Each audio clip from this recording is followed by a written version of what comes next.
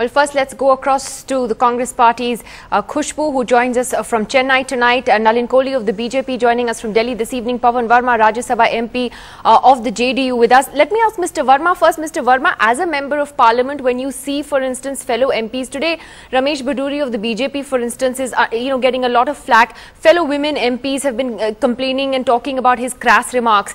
Do you believe that political parties now need to take a position on these issues, or it's just something that we're going to talk about in a TV debate, but nothing will change?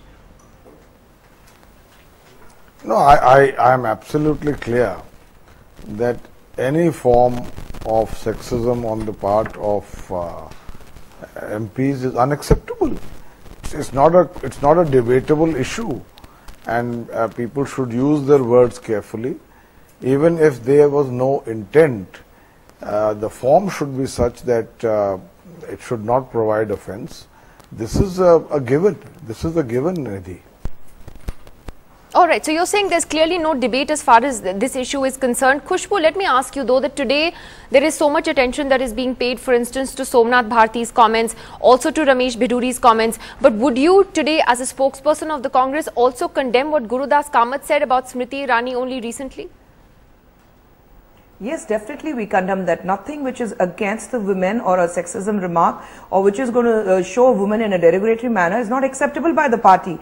Though Gurudas Kamat sir would have said that it's in his personal capacity he has spoken, but that is also not acceptable by the party, and it's definitely, we condemn the entire statement given by Mr. Kamat. There are no two ways about it. But again, saying that, I think the kind of comments Somnath Bharti has given, or what the BJP continuously has been given, it's become a habit, kind of a habit, is not acceptable at all. And what action is the government going to take on that?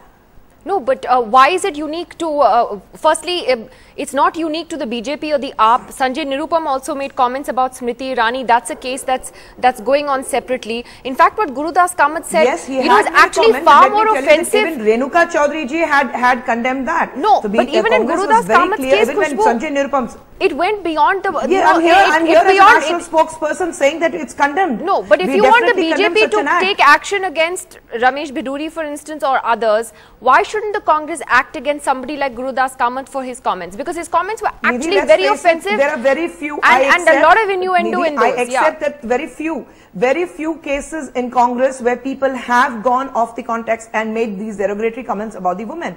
But I'm saying over a period of 1 year, or even prior to that, when BJP was in the opposition, we have seen continuous remark on remark and remark about women and different issues, and the party has been completely mum on the issues, and they have not even apologized, they have not even said anything. You have seen Sadhvi, you have seen Giriraj making sexist comments, you have seen a lot of other people continuously giving those kind of comments, and there's absolutely no talks about it by the party.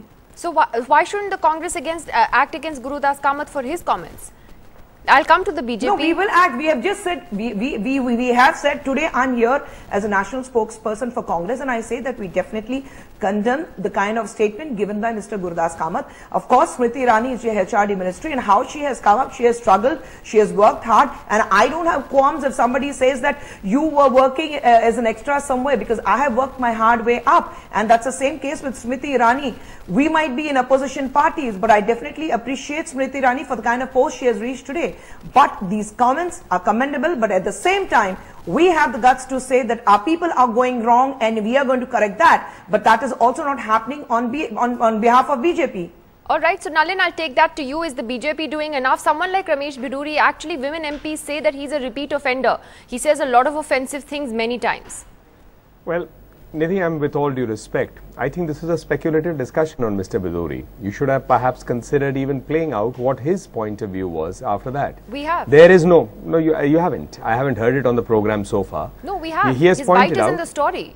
His well, soundbite is in the story. But the women MPs have gone on record to say that they have I stand corrected if you have to played his out. remarks. I'm not. If I stand corrected, if I don't get an audio, it doesn't mean that you may not have. I am not aware of it. But nevertheless, coming back to it, Mr. Bhiduri has denied it. There is no complaint. No one has heard the comment.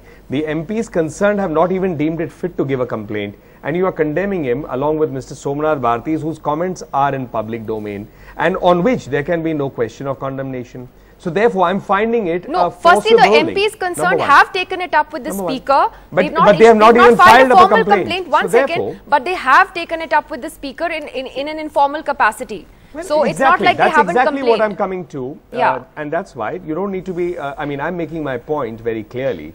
If there is ever a situation that so demands, everybody goes for the formal complaint immediately, because it also helps them create a political point thereafter. The fact that there is no formal complaint, he is denying it, it could also be a misunderstanding. It may not also be as it's being projected. There could be an argument also. There could be various factors which no one seems to have the full details of, but everybody wants to discuss it today. So that's why I said, I think it's a discussion in the air. It's not specific like Somnath Bharti's case. And with regard to it, if there is a specific comment that you can bring up here, I'll be happy to say, there actually is, because Ranjit Ranjan, the member of parliament who actually had an issue with what he said, she said there was an instance a few months ago during the budget speech discussion where she talked of the need to give benefits to single women. He turned around and said, I should divorce my husband first and then such benefits can be given to me. Today also his jibes continue. 1 minute, if there is a comment like that, that's an unacceptable comment. But the point again, I'm coming back to the top. This is an allegation. There is nowhere a complaint that is there, and I'm sorry. As someone who's trained also in law, I just don't take just a speculative thing and will start talking about the sun and the moon about it. Wait.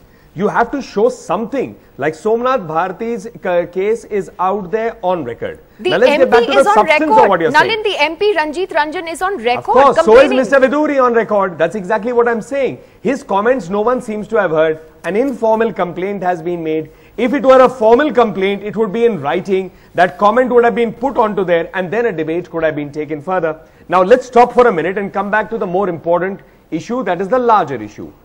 Can there be derogatory comments against women? Certainly not. Unacceptable. It can't be.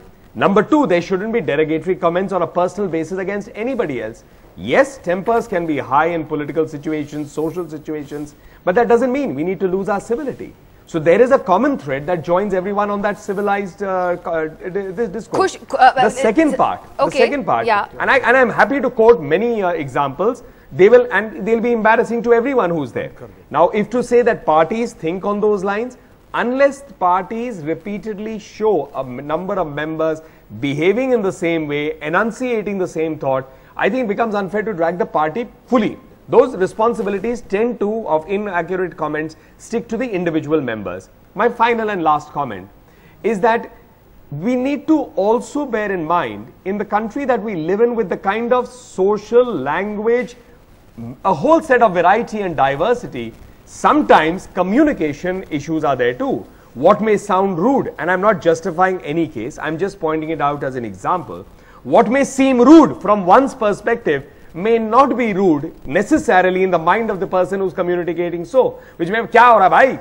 Which is, something like that. The lingo may be like that. So therefore I'm saying everything has to be seen specifically, not in generalities. Generally speaking, you have to have a civilized debate. There's no question about it. Pawan Verma, is this now hair splitting? I mean, where you're seeing now parties making excuses. The Congress says, well, our MPs don't do it that much. The BJP says that this is speculative. There is a communication gap. Are we all splitting hairs over here? You're mixing issues just for the comment. There are general comments and there's a specific thing on Mr. Bhiduri. Mr. Verma. Allow me. It's not about my sexism is worse than your sexism in terms of verbal speech. I think all sexism which could be interpreted as such is bad, and people should be careful in the choice of their words, even though I don't disagree with Nalin that there can be contextual interpretations based on different exposures and background. But I want to say that as far as the BJP is concerned, and I'm not trying to make this political, but the most spectacular case where a lady was reduced to a commodity is the unresolved one of Snoopgate. There is the current president of the BJP has not contested the fact that he's on tape giving instructions about the surveillance on a woman which literally seems to treat her as a commodity to be kept tab on. And there is extensive evidence of this. Then we have BJP MPs ordering women to have 10 babies, 40 babies. I mean, as if they are just a commodity.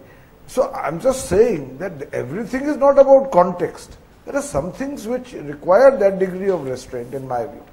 And certainly I really believe that Snoopgate remains the largest unresolved mystery as far as the manner in which women are being treated. It remains there on record, but no action has been taken against anyone.